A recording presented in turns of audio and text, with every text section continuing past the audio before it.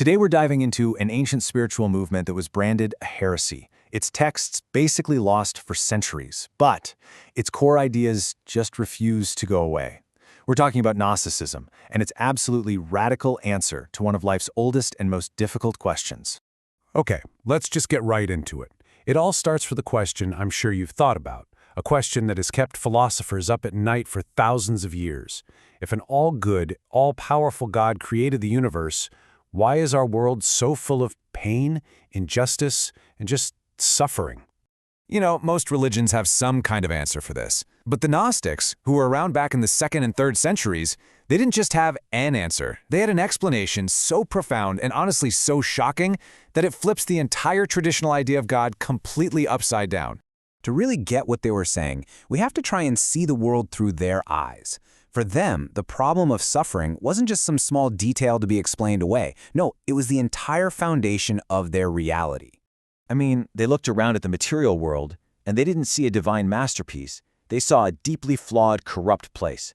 They thought, this world of sickness and death, it can't possibly be our real home. It feels more like a prison, a system almost designed to keep our spirits trapped. And that deep feeling led them to their most mind-bending conclusion.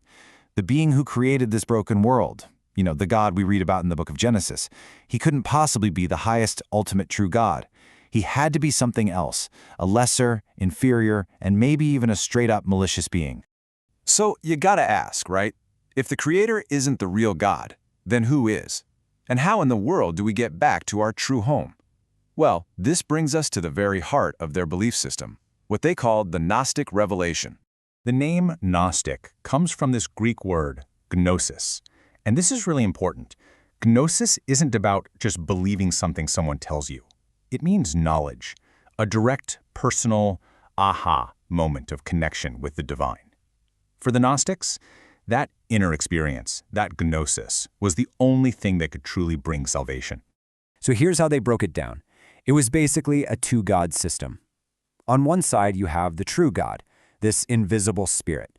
This being is pure spirit, totally serene, completely beyond our comprehension, living in a perfect realm of light.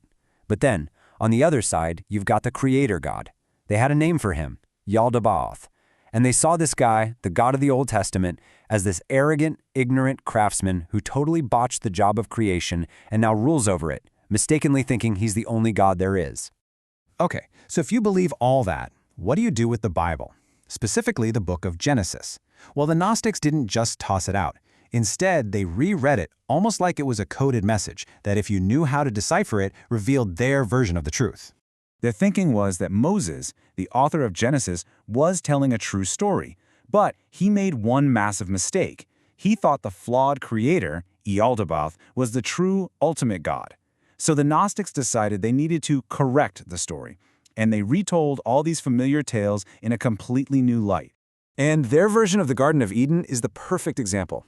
It's totally flipped. In their retelling, the Creator God isn't a loving father, he's more like a cosmic prison warden, trying to keep humanity dumb and ignorant. And the serpent? Get this, the serpent is the hero.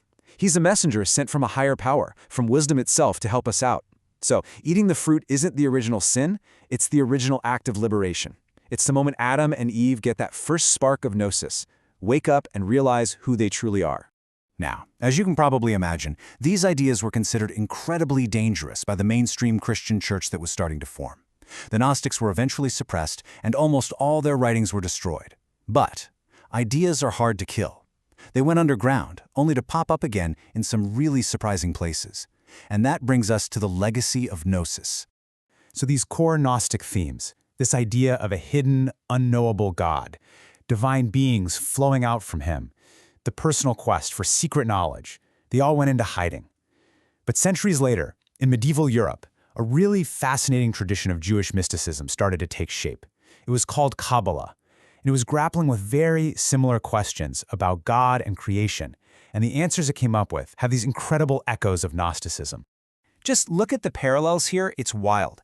In Kabbalah, the ultimate, unknowable God is called the Ein Sof, which means without end, a lot like the Gnostic invisible spirit. From the Ein Sof, divine powers called the Sephirot emanate, which look a lot like the Gnostic aeons. Both systems describe a path to knowing God through deep contemplation, and both deal with the problem of evil by separating it from the ultimate perfect God. Now, scholars don't think there's a direct historical link, but it just goes to show how different spiritual paths can arrive at remarkably similar answers to life's biggest questions. So in the end, Gnosticism offers this powerful, totally different story about our world, our creator, and ourselves.